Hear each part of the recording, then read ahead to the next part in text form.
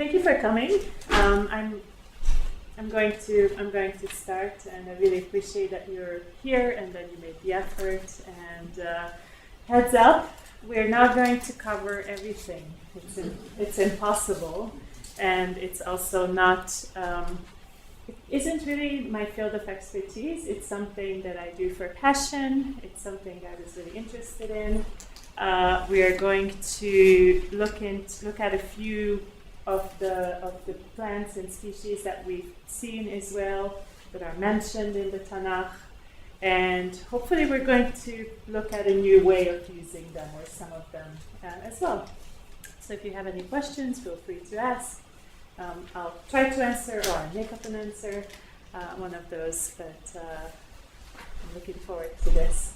Also, apologies if I mispronounce some of the plants or names, or, English is not my first language. And actually, being in this show, I know that they should be pronounced as plants, but I'm not going to do that because I'm not really well at that. All right. So, there we go. When we're talking, first of all, what is the area that we're looking at, that we're talking about? The area of the Holy Land, so to speak. We're speaking of the area from the Jordan River to the Mediterranean Sea, more or less between Egypt and Lebanon of today. And if you imagine this map in your head, it's very important to imagine it geographically, because we are in between three continents, where three continents basically meet: Europe, Asia, and Africa. And this is very important culturally, religiously, and also, of course, when it comes to plants, because the climate, because of people who are crossing, trade routes, and so on. So that obviously influences the vegetation. Some of our earliest texts that we can talk about, which I mentioned here, are from the Ebers Papyrus, which is from Egypt. We have a large, we have about magical formulas or potions describing different things for healing. It's from 1550 BC, so it's about 3,500 years old. This is one of the earliest documents that we have, and another one is from a pretty famous place from Nineveh, which describes a lot of important historical events. It can be seen in the British Museum, which I visited on my last visit to London. Anyways, from the same murals we have from the same place, we have documents talking about medicinal plants, but they haven't fully been translated yet, and that's from around 500 BC. So that some of these subjects still need more research and translation. So this is where we are at the moment. So now we're going to actually zoom in and look at some of the most common plants. We'll start with the more common ones. The most commonly mentioned, as I already give it away here, it's the date palm, which is mentioned over 50 times in the Tanach. And then we have obviously from the very first story, from the story of creation, the tree of knowledge and the tree of life, which we don't really exactly know what they are. Some people think that they might have been, the tree of knowledge is a fig tree. We will look at that too. And let's begin. I gotta start with the olive, because, do you see it from there? Do you see? Okay, so I'm going to start with the olive. And I'm not going to read the Hebrew, but if you want to read the Hebrew, or one of you want to read the Hebrew out loud, feel free to. But like the first, I'm just taking some of the first times that they are actually mentioned, but they're of course mentioned many more times. And one of the first time we read about the olives in the Tanach is in Deuteronomy, when thou beatest thy olive tree, thou shalt not go over the broods again, and it shall be for the stranger, for the fatherless, and for the widow. So the tree itself, as I pointed out here, it's mentioned about 44 times altogether. And just like the date palm, the olive is very, it's one of the main industries of the Mediterranean, of the area. So that's why it is so important. It is an evergreen tree that grows both wild and both cultivated. The wild olive tree has a different trunk slightly. It's more patterned or intricate, if you will. The season of the olive tree of the ripening is between November and December in Israel. That's when you see everybody collecting them, basically putting down large blankets and then beating the branches or shaking them, and then they fall down. There's sometimes olives left in the tree, and if they're left out in the sun and it's not too rainy, they won't rotten. They just dry out. And those are perfect for eating as well. You can eat them just off the tree if they're a little shriveled and if you don't see any wormholes. And what I like to point out, little people know that actually the olive seed, if you crack it, there's a little nut inside, similar to a pine nut, and that's edible as well and delicious. So you can eat an olive pit. Now, let's look at the medicinal use, which we can also use it. We can use the leaves for infusions. We can make a kind of a tea or infusion with the leaves, and it's supposed to be good for lowering blood sugar, blood pressure, cholesterol, and it's supposed to lower blood sugar too. But again, a lot of these things need to be researched further. We are not so sure. The next one is the carob. And the first one of the times that it's mentioned is in the second book of Kings. There was great famine in Samaria, and the siege continued until a donkey's head sold for 80 shekels of silver and a quarter of cub of dove's dung for 5 shekels. So apparently, dove's dung is a popular term for carob. Who knew? Now we know. But this is it. This is the tree. You see this a lot in Israel. Grows in the wilderness, grows a lot in the Shfela, the biblical lowlands in between Jerusalem, Tel Aviv, within the transition and the hills. It grows, but pretty much grows everywhere. It's a very typical Mediterranean plant. It's from the pea family. So on the tree itself, you have little pods that they dry out when it's ripe. Yes? Do you have a question? How big does it get? How big does the tree get? It's a good question. It's not. It could be pretty large, like up to like 15 meters, which is, I don't know, something like 30 feet, I think. But they're mostly like not humongous. And then the seed pods, that's what you eat, the seed pods, right? Oh, the pods, yeah. Do they just fall off, or do you have to harvest them? You have to harvest them. Sorry? So there's a tree that has pods that look like carrots that just... It's a honey right out locust, here. which is the name here, locust bean. It's the same thing. Same family. Oh, yeah, same family, probably. Because you see right now, you see on the street, there's pods that look like carrot pods. And they're also sweet. Oh, nice. So this is from the pea family, and it's the one that we're talking here is native to the Mediterranean.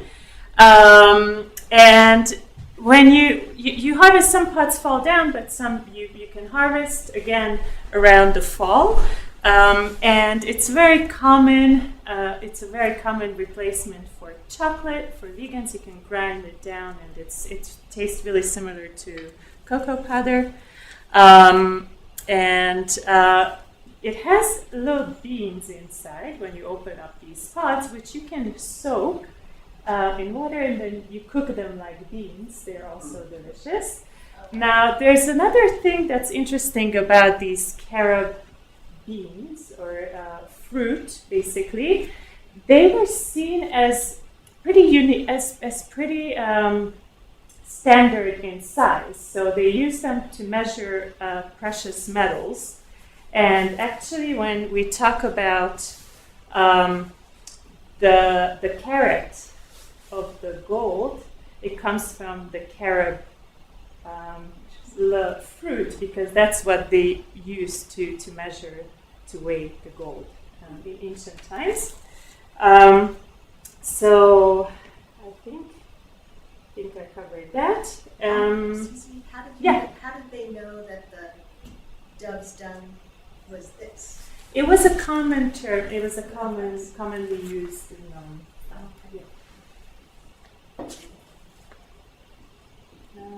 It's also in the Talmud. It's very famous for the famous Choni story that's in the Talmud in Tanach, where he falls asleep for 70 years.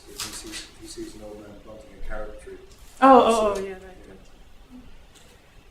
And then you're thinking about the future generation. Yeah. Used to get them for tufish. Right. Yeah. You're really good too.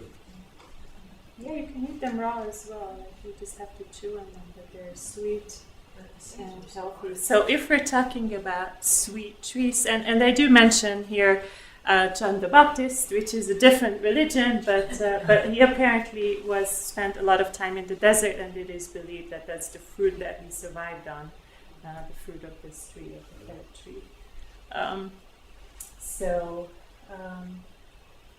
The next tree, which we have to talk about, and I don't know how well you can see these two coins, but it's the Judean date palm. This is the most commonly found date palm in Israel, and it is debated whether there was one kind of species that the area had throughout history. Probably not. The ancient date palm might have been a slightly different kind. There was a project about 20 years ago. They found a seed in Masada, and at the Hebrew University, actually, the agriculture department grew it out, and they call it Metusela. So we have a 2,000-year-old date palm. But it was at the Arava Institute. It was at the Arava, but the Hebrew University. I think they were involved, but the Methuselah is growing at Yeah. the Arava Institute. Okay. And they just did the Times of Israel podcast on Friday. Oh, Did you okay. listen to that? That's my cousin, Sue. Oh, yeah? I sent that to Oh, her. cool. Oh, Sue serves. Yeah. Yeah. They just brought it up She again. does I all know, these. it's Yeah. cool. She did. She also did a huge thing with Nigel Savage. Yeah. She's just, they went to school together. And then it's Soloway, Dr. Soloway, who's does right that Yeah. too. Yeah. There's a anyway. Sorry. So you probably heard the phrase Sadiq Katamari Ifrah, Fidelis Baban on his gates from Psalm 92. And it's also commonly used, it is commonly used in different ancient symbols. The coins that you see on the bottom that are a little hard to see probably, this is the tree, and this is grapes, so this is the date palm. And it's from the time of Bar Kokhba revolt from the 2nd century AD. And it was used as a symbol of the fertility of the area of the land of Israel. But I want to look at a slightly different kind of date palm that we have, and this is the Washingtonia. It has, it's called the fan palm because the leaves are different, are kind of in the shape of a hand or a fan, and the fruit looks like this, like grapes a little bit. It's not really interesting when we're talking about the fruit. You can't really eat it. It has very little meat and quite a large seed, but it's very, very tasty.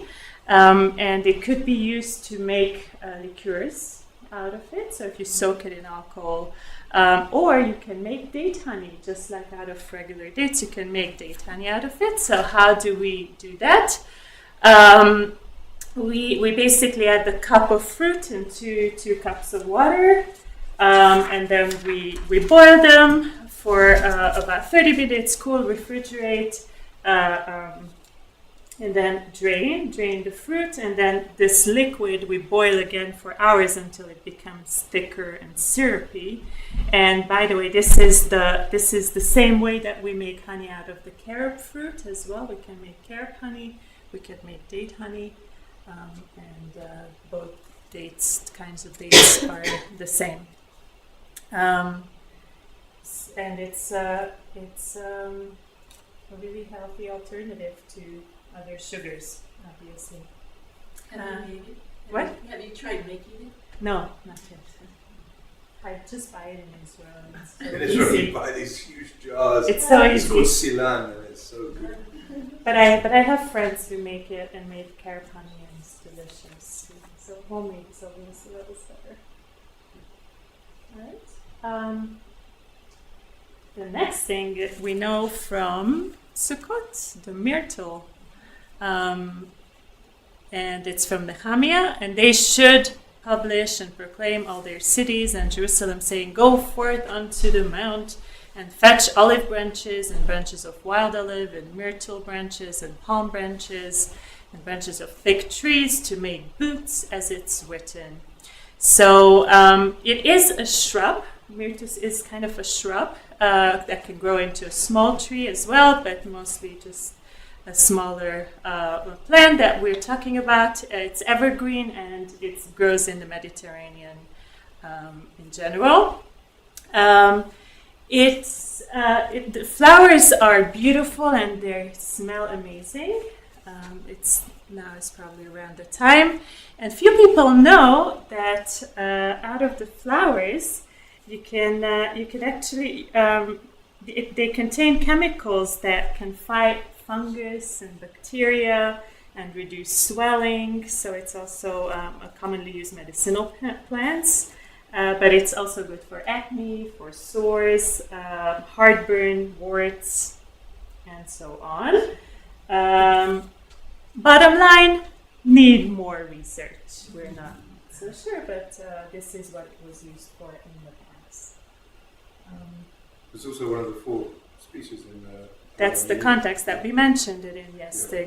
They gathered these branches and for Sukkot, yes, it's part of the 4 species. The next one is one of my favorites because it's not, you don't really go to a thistle and say, wow, but thistles are indeed really amazing plants, and you have plenty of that around here too. I've seen it from last year's dry ones that you see everywhere. But it's kind of a cool plant. What we're talking about right here is the milk thistle, or the full name is holy milk thistle. Why does it have this name? Well, it also comes from the New Testament, and why it's got this name. Supposedly, while Mary was lactating and on her way from Bethlehem to Egypt to flee killing the firstborn, she was lactating on these leaves, and that's why they look like this. Whether you believe it or not, it's your choice, but this is the reason for the name. So the milk thistle is very common in Israel, and few people know that the leaves actually can be eaten. Don't try this at home because they have thorns. So what you have to do is actually grab the leaf from the bottom, because then it won't sting. And then you take some scissors, you cut around it, and that's how you get rid of the spikes. So this you can do when the plant is still small and not grown. Once the plant grows, you don't touch the leaves anymore, but once it ripens, you can actually eat the seeds of a ripe thistle. So this purple part will turn white, and on the bottom it will have seeds that you can take out, roast, and it's delicious in salads. Plus, it also has some medical benefits, of course, helps. This is not the one. It says it helps skin, liver, and bone health. Can help with weight loss. Why don't you try? I'm sure it's pretty good. I'm not 100% sure that that should be the only way, but you can definitely have some. Our next tree is the tamarisk tree that we're mentioning, and this is from the story of Abraham, from Genesis. Abraham planted a tamarisk tree at Beersheba and invoked there the name of Adonai, the everlasting God. It's a little hard to see, but the leaves are very, very thin, almost like needles. Needles, but soft. And the tamarisk tree is a kind of tree that likes very salty soil. So it's common to plant them in desert, in areas where you have a well, and then you plant it next to the well, and it would soak up the salt. It would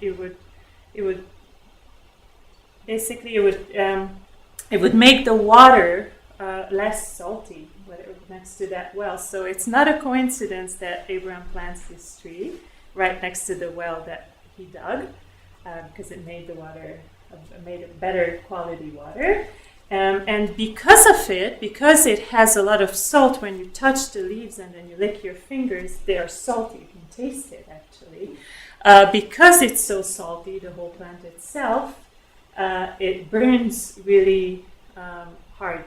So it's hard to set it on fire. That's why it's also a natural fire stopper. If you have areas that are generally dry, this would probably stop the spread of wildfires. Do Okay. you think Any that would questions? grow at this, at our climate? No, it's definitely warmer desert, Irano-Turanian climate, which has some rain, some cold, but not to this extent. Yeah. And typically more desert. Okay.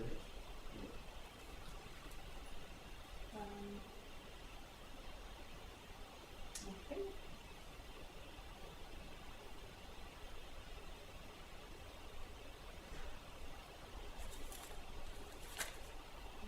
think how are we doing? I think I'm going to skip over this one. We'll just go to the caper.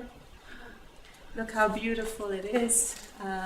One of the times that we read about it is in Ecclesiastes, when one is afraid of heights and there is terror on the road, for the almond tree may blossom, the grasshopper be burdened, and the caper bush may bud again, but man sets out for his eternal abode, with mourners all around in the streets.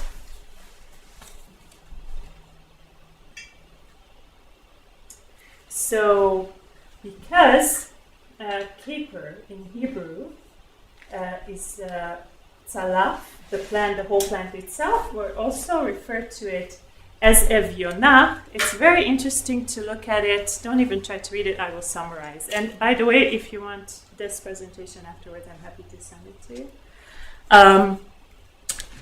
What we're looking at the Hebrew version now, evyonah, for capers, which is very closely related to the Hebrew word avah, desire.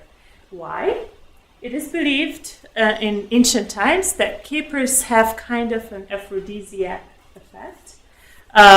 Today, we know capers, we use capers more, the caper fruits themselves in a pickled, salty form. Of course, we have to have bagels with lox and cream cheese and capers. And red onion, if you ask me, but that's the ultimate combination, right?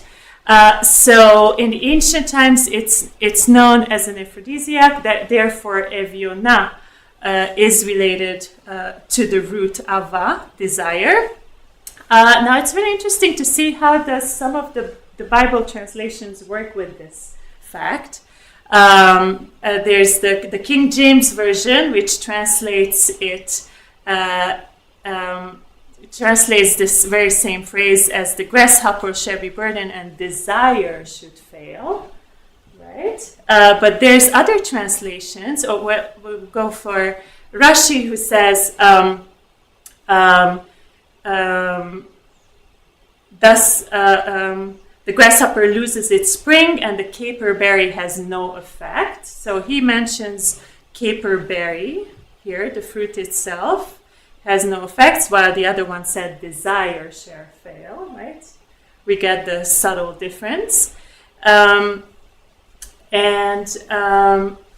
then there's a whole bunch of discussion in the Talmud also which parts you can eat, which parts you can't eat, and when, and what's the difference between capers that grow outside of Israel and in the land of Israel, especially when it comes to the Shemitah year.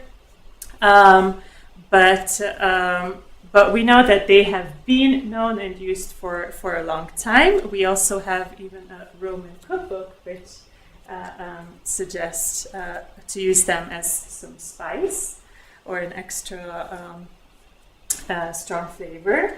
And people also use capers for treating diabetes or fungal infections, congestion, worms, even skin diseases. So basically, a lot of things. They're pretty good thing, pretty healthy, and used as tonic as well.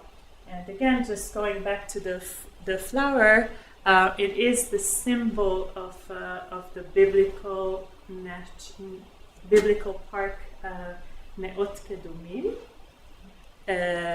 which is not too far from Tel Aviv, near Modi'in, that shows you all the biblical plants, a lot of the biblical plants, and the talks about the agriculture of the land of Israel and holidays and there's a lot of things. Recreation there of an ancient olive press, right? They've got that huge, many things. Yeah.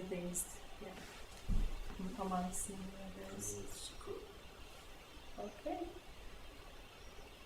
Well, guess what is the most commonly mentioned, one of the other most commonly mentioned trees that we haven't talked about yet? Was anyone ever wondering what is shittim? What is the acacia? So acacia wood is mentioned about 32 times, a lot of times in the Bible, and mostly when it comes to the building of the Beit HaMikdash, the tabernacle, and then the Ark of the Covenant, and a lot of things are made out of this kind of tree. And let's read. And they shall make an ark of shittim wood, and thou shalt make staves of shittim wood, and overlay them with gold. This is in Exodus. And thou shalt make an altar of shittim wood, an incense altar also of the same wood. And why does it have such an honor? Well, it's what is I just bring more quotes because it is mentioned a lot of times, but it is something common, and as we know that we spent a lot of time in the desert, we do appreciate trees, and it gets a very distinguished place in our tradition. Actually, it's so important that it's not cut down even today, and it's in Aramaic tradition, if someone cuts down a living tree, his arm should be cut off. That's how much they protected this shittim tree, the acacia tree. And very few know that it actually has a resin that we use, which is the Arabic gum, which is one of the basic ingredients for ink. It makes the ink stick to paper, so it is already known from ancient times.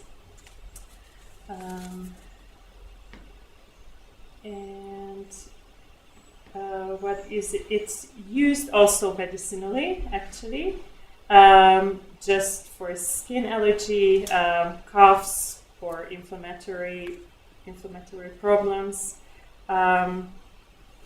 But what do you think when it comes to medicinal plants? I mentioned a lot of medicinal benefits of some of the trees and shrubs that we talked about, but in the Tanach itself, how many plants would be mentioned as medicine?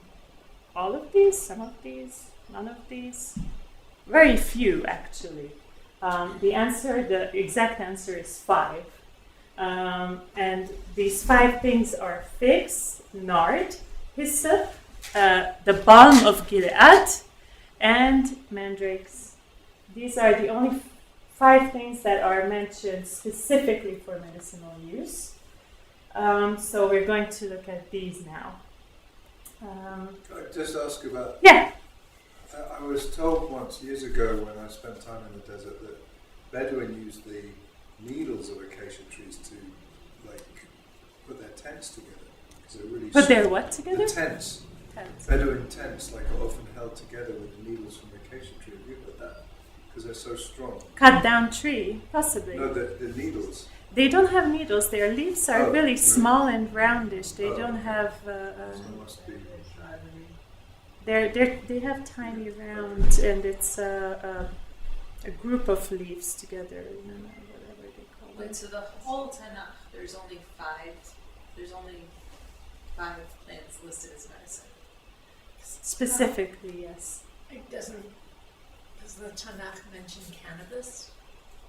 According to your brother. I know. Not that I know specifically. I'll send you the article. You There's just. a whole book. I know. Johnny's brother wrote a book about cannabis in the Bible.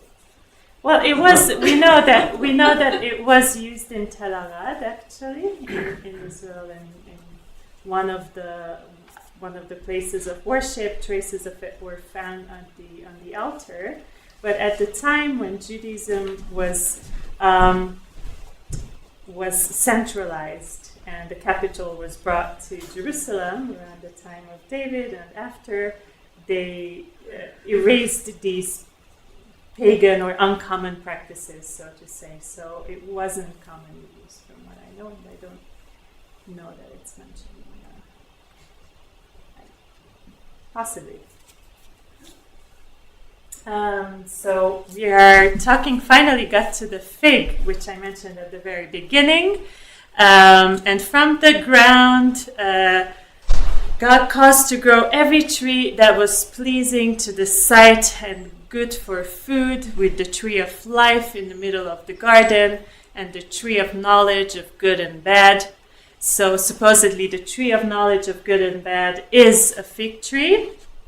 But not just the fruit is used, also the leaves and the root. We also know that the leaves were used for other purposes in the very beginning of Genesis.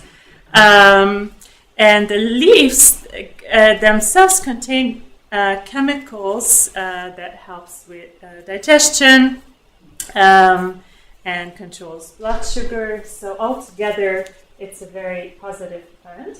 I want to suggest a different use, and this is a carpaccio. For those of you who are vegetarian or vegan, you can slice up some figs very, very thin, put them out on a plate, scatter some sugar, brown sugar on the top, use a burner to caramelize it a little bit, and sprinkle either some goat cheese or vegan cheese. If you prefer, squeeze a little bit of lime, some sea salt. Delicious. Really, highly recommend. So this is just, and I wrote here some basil leaves, optional, really according to the taste. But if you want to make something unusual, this is a fresh fig. This is fresh fig. Right? Yeah, this is fresh fig. So I don't know. You might need to come to Israel. Yeah. We have a bunch across the street. That's right. Oh yeah. I mean, a lot of these plants, they're growing in Milk and Honey Farm. You know? Yeah. No, I heard. You haven't seen it been in the greenhouse yet? No. Oh, we have to. No, we haven't. Okay. We're moving on. The next thing, really, really briefly, is the nard, which is mentioned in the Song of Songs, which we read just a few days ago, at least part of it. My beloved was like a bundle of nard to me, and what was the Latin? I'm not sure, but I can look it up. I think you've had it. What? I think you may have had it on the previous slide. But the Hebrew is No, this is. Oh, no the one with First, the when listed you the list- 5. When you I list think it it all, was, yeah. oh, okay. Nados statkis gamantis. I don't even. My eyes just skip What is over it? that part. What is it in Hebrew? What the Nard? nard? Here, tzul Savor. hamel. Tzul is the bundle. Hamel, I think, is the nard. Yeah. And there. So, and my beloved was like a bundle of nard to me, and there's lots of explanation here. It has a very strong fragrance. It looks like this. It dries out too, and it pretty much remains the same in look. So it's very decorative, but it is believed to have. It historically has been used for aromatherapy, skincare. And it also has potentially some antibacterial and anti-inflammatory traits, which it was used for. So this is our second one, specifically mentioned as medicinal. And then there's a kind of an enigma. The balm of Gilead is debated because it's not one specific plant, but there is a common agreement of what this might have been. I brought a picture. This is what the tree looks like. Where do we read about it? And they sat down to a meal. Looking up, they saw a caravan of Ishmaelites coming from Gilead, their camels bearing gum, balm, and laudanum to be taken to Egypt. What is this story from? Anyone sounds familiar? I know it for you. The Joseph story. Exactly, thank you. The Joseph story and his brothers. This is the caravan that they see, and then Joseph is sold to them to bring him to Egypt. So this is one of the things they're carrying apparently. And before we look at it, what is it used for? This very famous, expensive product. It was used as perfume, so it must have been. It is something very nicely smelling. I'd love to smell it. I haven't yet. It was used to treat wounds, so it's not just cosmetic, but also treatment. It was a great incense. It was so expensive that it was used to anoint kings and priests, and was used as a perfume. So altogether, very useful plant. And it is commonly identified as the Arabian balsam tree, or Commiphora gileadensis, as you see here. And it's kind of a terebinth. It's from the terebinth family, and it looks like that. Now, if you go to the museum, the Israel Museum, you will see this dried version of the same plant. And it's called afar simon in Hebrew, although afar simon today is used for something else. So there is a kind of a confusion. It's not so clear what's going on here. But this is the tree again with its fruit, and it grows kind of in the region, but not exactly Israel. So we're talking Saudi Arabia, Yemen, Oman, Sudan. And again, if you imagine the map, a bit east, a bit south, not exactly there, but it's crossing there all the time. And it's called the balm of Gilead. And there's also another theory according to which this might have been a different tree altogether, the pistachia, a kind of a pistachia tree. But this is what the most commonly people agree on. Here's another enigma, which is basically the reason why I did this whole thing. I was reading this story Once at the time of the wheat harvest, Reuben came upon some mandrakes in the field and brought them to his mother Leah. Rachel said to Leah, "Please give me some of your son's mandrakes."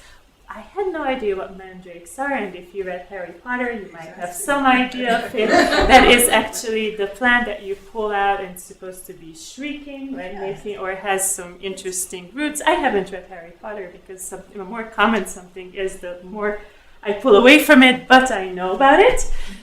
So this is it.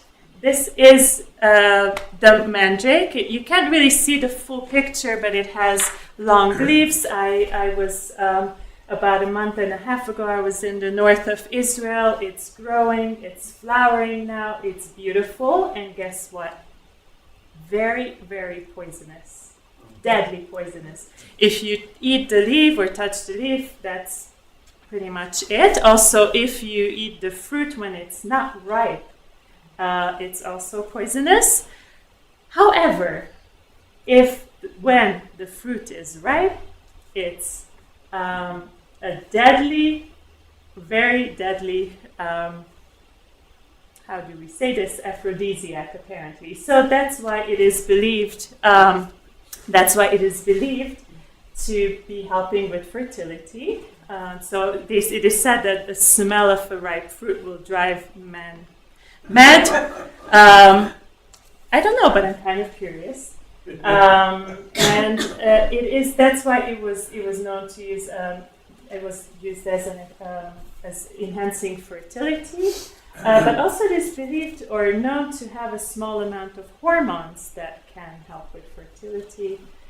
So this is why it's mentioned in this context, and that's why Rachel wanted them because she didn't yet have children. So these are the mandrakes that grow in the wild and can be found in the wilderness all over Israel. Any questions so far about this? I just wonder how you pick the fruit if you touch the leaf. You know? Well, you don't. You just pick the. You don't have to lick your finger.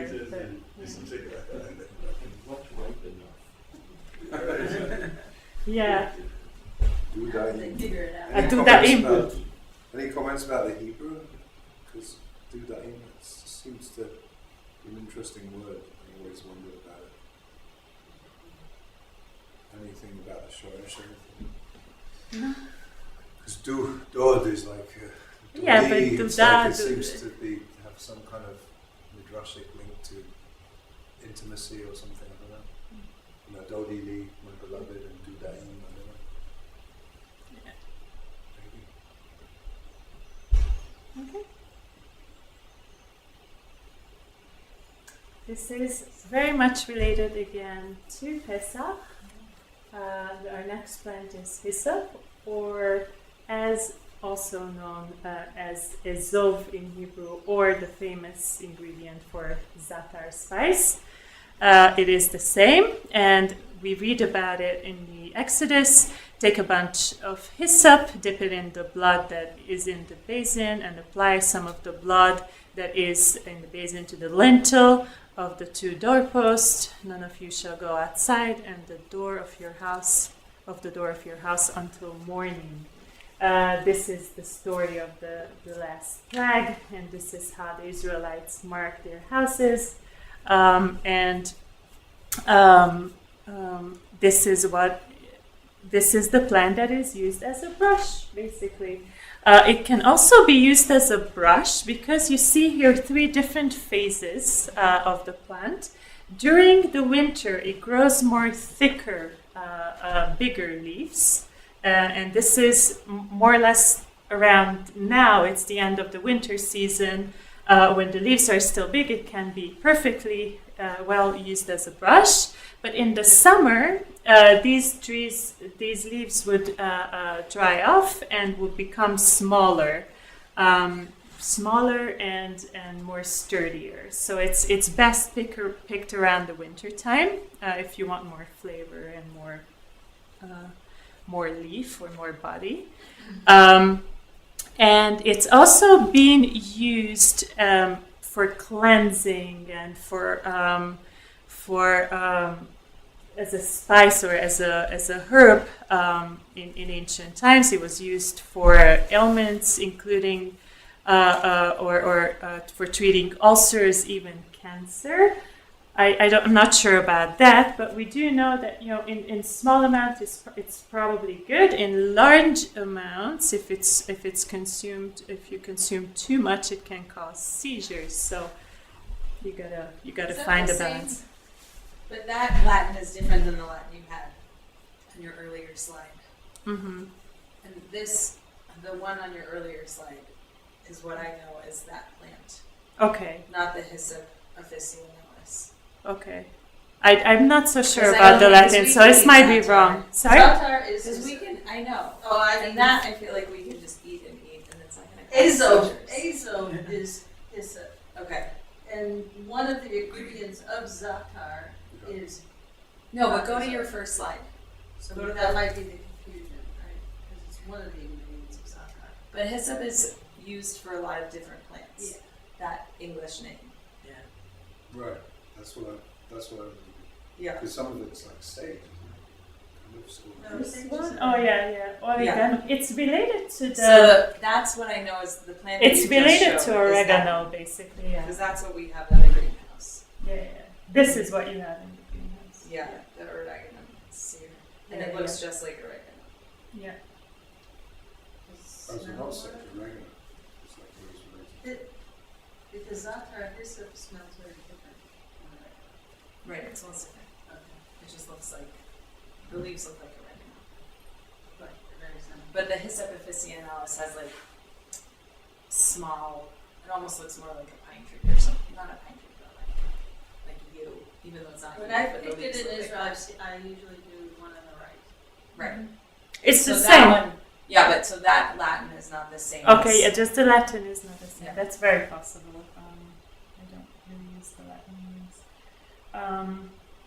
Okay, I think I'm going to skip over this one, but I want to point out some similarities over here. The Moria plant got its name fairly recently from Haruvenis, the same people, the same family who built this biblical national park. It's a plant that grows, it has different species. It grows over 40 varieties that can be found in Israel, and it looks like the picture on the left.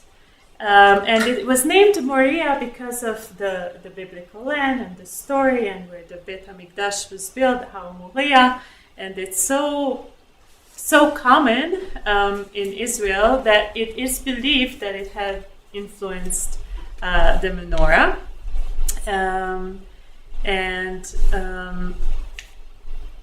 this is why they call it the Moria plant.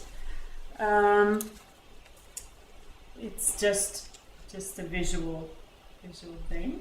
I'm going to move on to the almonds, which is actually, this is the season now to pick the green almonds. One of the first time we read about it is in Genesis, and Yaakov took him rods of green poplar and the almond and the plane tree and peeled white streaks in them and made the white appear, which was in the rods. And he set rods which he had peeled before the flocks in the gutters in the water throughs. When the flocks came to drink, they should conceive when they came to drink. I'm not exactly sure how that works, but it apparently worked. And he multiplied his flock really quickly by this technique. So he already knew how to use the almond trees and its medicinal benefits for the animals. It is known that almonds are very rich in nutrients. It's a very good thing for vegans to consume. They have lots of minerals, iron, calcium, apparently potassium, magnesium, and zinc, vitamin E, a lot of the sources of vitamin Bs, and vegetable protein and fats and antioxidants. Again, if too much consumed. It's also not good, but to a certain extent, yes. And fewer people know that the green almonds can also be eaten as they are. You can just pick them off the tree at this stage. And this is still a stage when the shell hasn't formed around the almond seed. So you can slice them really, really thin and make a delicious salad with some hyssop or za'atar and lemon, for instance, or you can use oregano, of course. And this is just one suggestion. It has kind of a nice, still sour, fresh, crunchy taste. They can also be pickled. At this green stage, they are delicious and considered a delicacy even in Israel. So that's another suggestion because I like cooking and using things that we find.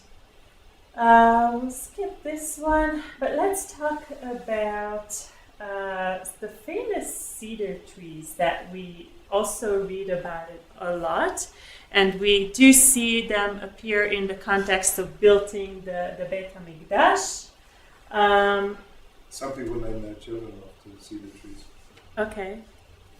Erez. Nachon. Erez. So again, here, right in Leviticus, the priest shall order to live clean birds, cedar wood, crimson stuff, and hyssop to be brought for him who is to be cleansed. And this is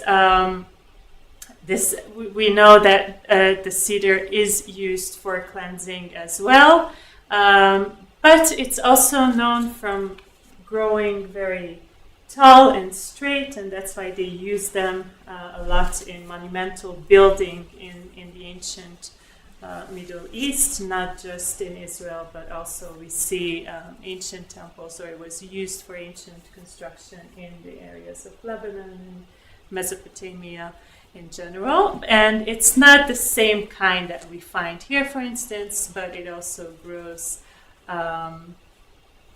in North America, but it's not identical.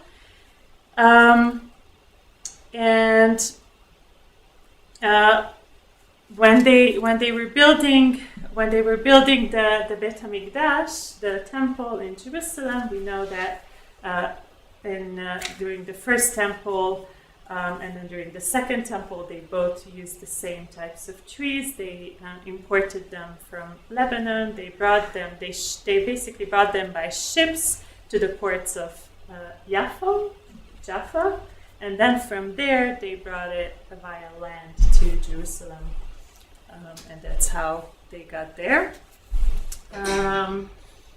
So we also use them today. In construction, and it was used for cleansing in ancient times because it apparently has antiseptic properties today. So that's why they use them in the past. I think I'll skip this, but I will talk about the pine, and this will probably wrap up very soon. The pines as themselves are not mentioned, but they are mentioned in a different form. I will plant in the wilderness the cedar, the acacia tree, and the myrtle, and the oil tree. And I will set in the desert the cypress, the plane tree, and the larch together. This is from Isaiah. So it is commonly agreed that the oil tree here mentioned is a pine. In Israel, we most commonly find three kinds of pines. Very few grow naturally. Most of them were planted by JNF or Ken Kayemet. And the one of that you see in the picture is that the one that's more commonly found. It's called the Jerusalem pine.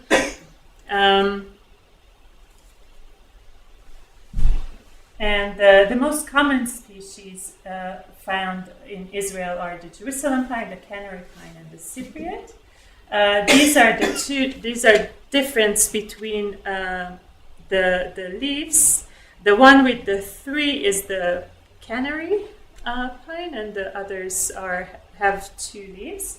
Both of them, all kinds actually, can be used in infusions. They do contain a vitamin C, and it's highly heat resistant. So it's good to use in form of infusion.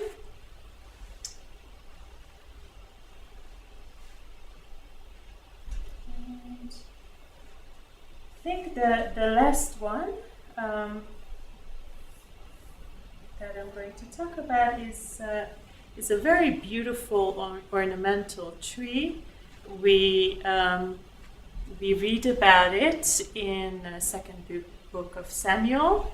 Absalom encountered some of David's followers. Absalom was riding on a mule, and as the mule passed under the tangled branches of a great terebinth, his hair got caught in the terebinth and was held between heaven and earth as the mule under him kept going. So it is greatly, it is kind of agreed, but there's some debate about what this tree was, but it is believed to be a katlav tree, an eastern strawberry tree. And the bark is very beautiful, kind of dark and red, and this is the fruit that you see. The fruit is edible, you can pick it. It's around fall, October, November when it ripens. It says here, October to January. But I know for sure October, November is a really good time to go. And the fruit has to be softer and dark red. If you eat it before, it's very sour. So it is believed that it was this tree that Absalom, David's son, was caught in. There's also a different theory according to which he was more likely to be caught in an oak, which is a little bit more common in this region. So there's these two explanations. So maybe katlav, maybe not, but it is a beautiful and very ornamental tree. So this more or less wraps up what I wanted to mention today in this hour, more or less, that we had. Of course, there are many, many more that we haven't talked about. There's a whole bunch of wild plants, not just trees or shrubs, that can be used and found today in Israel. I would encourage you to come and check them out. I'd love to take you and show you around. So this was my part. If there are any questions that I've tried to answer, I'm happy to.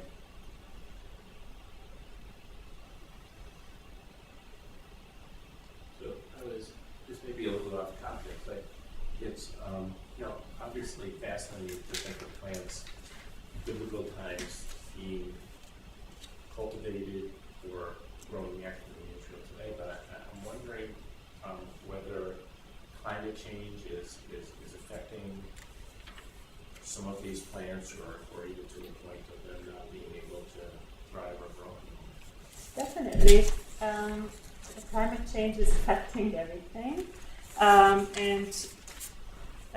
What's interesting in Israel that we have a very large variety of different shrubs and plants. We have basically 4 different climates in a very small country. So some of the areas are generally dry to start with, and maybe we feel the changes there a bit less. But one very interesting thing is, for instance, in the Dead Sea area, you would find one pistachio tree that happened to survive for about 200 years, I think. And it's kind of attesting to slightly cooler climate. So it originally grew there, for instance, when it was a bit cooler, and it still somehow survived, but there's not many examples of that. A lot of the parks and everything is now irrigated. Israel was also a very dry and tough place. We are the only country that has more trees now than 70 years ago.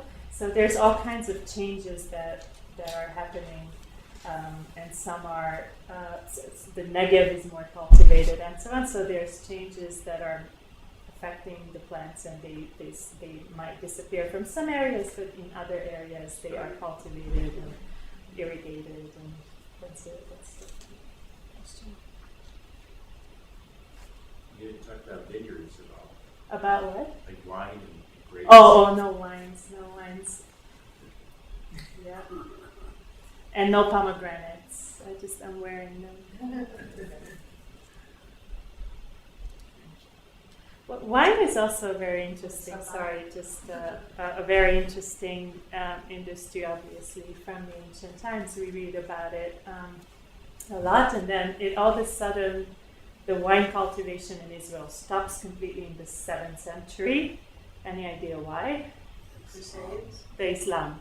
Right, the Muslim conquest, no more wine cultivation at all until the 19th century, when Rothschild comes and starts building the wineries and Rebecca. That made me think of something that Rob Jacob just taught me. But the my question was are the kalaniot and the rakafot, like those flowers, are they mentioned in the Bible anywhere? Because No. like right now, or No. I was just there in March. Yeah, no cyclamen or Are they anemone? No, They're not. That's sort of like, do we think they weren't there They in probably biblical times? But like, how could they not have mentioned? That's a great question. Not everything is. A lot of, Right. and maybe some of the things we were just not sure about what they were. Because they're everywhere. They're everywhere. Yeah. And they're beautiful. They're really beautiful. Yeah, the red, the anemone is like the red ones, and then There's so many that are so close to each other too, right? The poppy is so close to the way they're. it's not a poppy. People call it a poppy. There is a poppy, but it's a different thing. It looked like the Islamic poppy to me. I know, but they're anemones. Oh, that's what they are? But Yeah. there's 3 different ones that are very similar, and they just are different sizes. So there are poppies, just in Are they perennials? Are they perennials? You would think that because of location, that Israel would be susceptible to a lot of invasive species, that things that were not there in biblical times.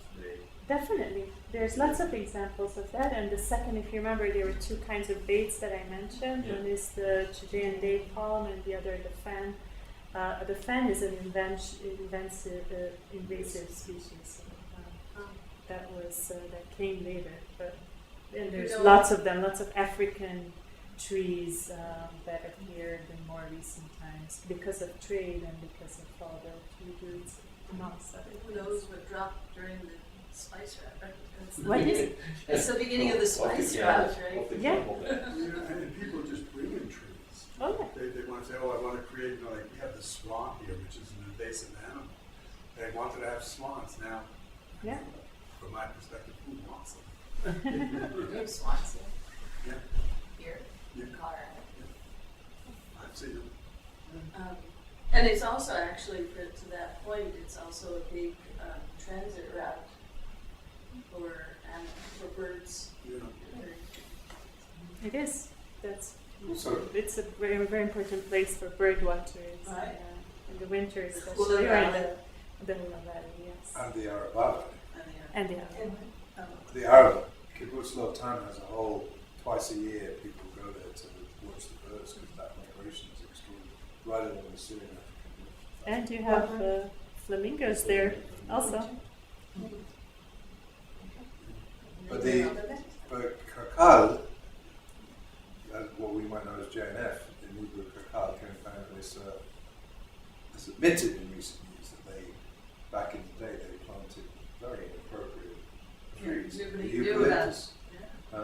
Nobody knew about closed ecological Right. system. But they've really kind of trying to shift that now, right? That talk that we went to. Well, it's a bit too late, but yes. They pretty much dried up the Kula swamp, right? Really? Well, that was more a project in the 60s when, you know, we socialist Israel believed that we can conquer everything and all the nature, you know, and they thought it was a good idea to dry up the swamp to turn it into an agricultural land, but they didn't know that the soil had peat, kind of something that catches fire. So they started having a different ecological problem where they all of a sudden it started this problem of fires that were underground and they were hard to put out. So they actually decided to introduce the water. So now there is like the lake, But it's but much it's smaller. artificial and much smaller and controlled. But they did it because the soil needed it. So it didn't quite work as they. But they planted way too many pine trees, which are acidic. Right.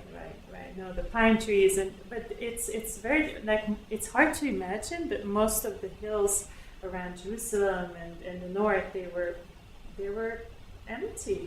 They weren't trees. They were in forests. Well, that's why it's called the Green Line, right? Right.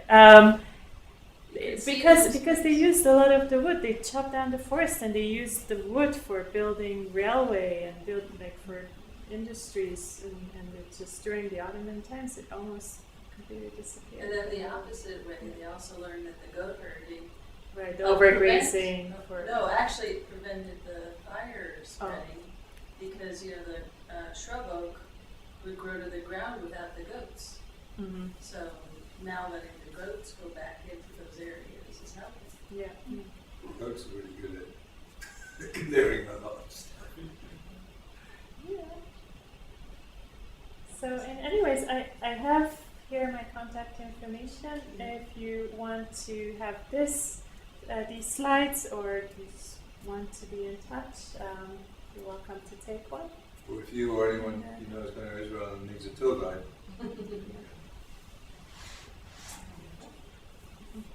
Do you know when we were in Israel? It was in 1970.